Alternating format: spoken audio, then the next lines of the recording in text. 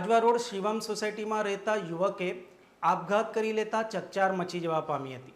વડોદરા મહાનગરપાલિકાના રોજમદારી સફાઈ સેવક તરીકે ફરજ બજાવતા આજવા રોડ શિવમ સોસાયટીમાં રહેતા 30 વર્ષીય પિયુષ સોલંકીએ ગળે ફાંસો ખાઈ પોતાનું જીવન ટૂંકાવી લેતા ચકચાર મચી જવા પામી હતી।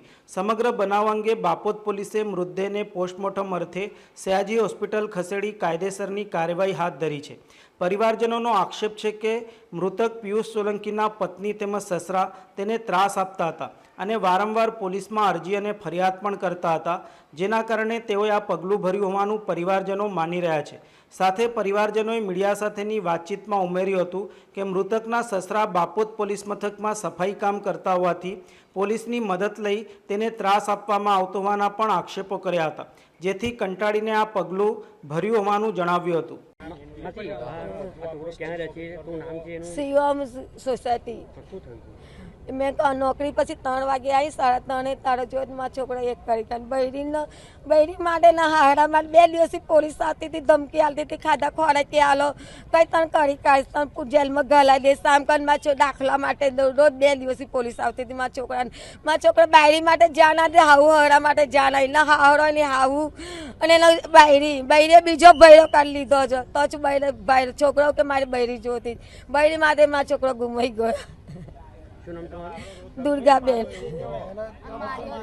वच में बो मारेलो बदा घा मारेला, वच में धमकी फोन में धमकी आलो। वो पुलिस चौकी में नौकरी करे तब केस दबाई दे पुलिस चौकी वाला, वारे बार ढका पुलिस चौकी में नौकरी करता इनी धमकी हमने आलिया करे।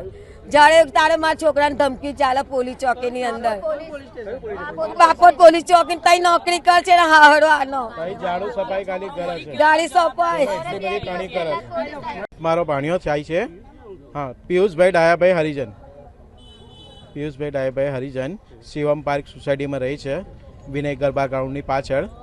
એને આજે 3 સાડા 3 ની અંદર એને ગળો ફાંસો ખાઈ ગયો છે।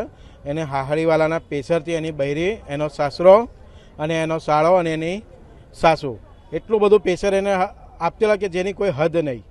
અને બાપોદ પોલીસ ચોકીની અંદર એનો સાસરો ઝાડુ સફાઈનું કામગીરી કરે છે, વારંવાર એટલા બધા પોલીસો મોકલે છે અને કે એની કોઈ હદ નહીં, આવીને એને ધમકી આપે, તું આ કર ને તે કર।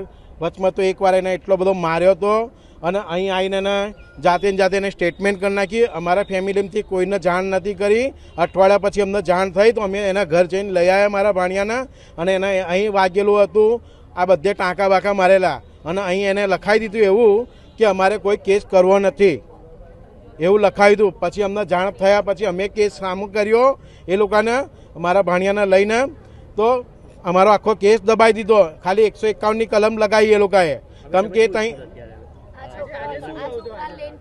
આજે એને બૈરીએ હવે 2 દિવસમાં અંદર પોલીસવાળા ઘર આવ્યા હતા।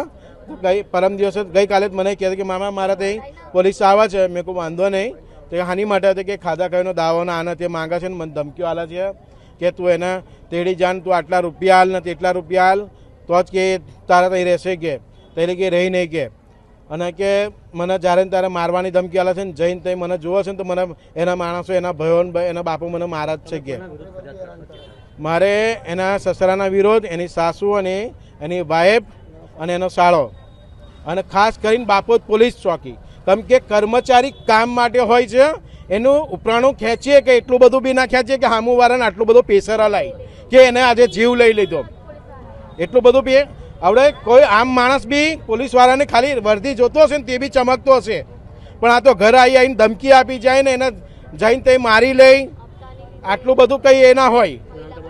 મારું નામ ધર્મેન્દ્ર અંબાલાલ સોલંકી।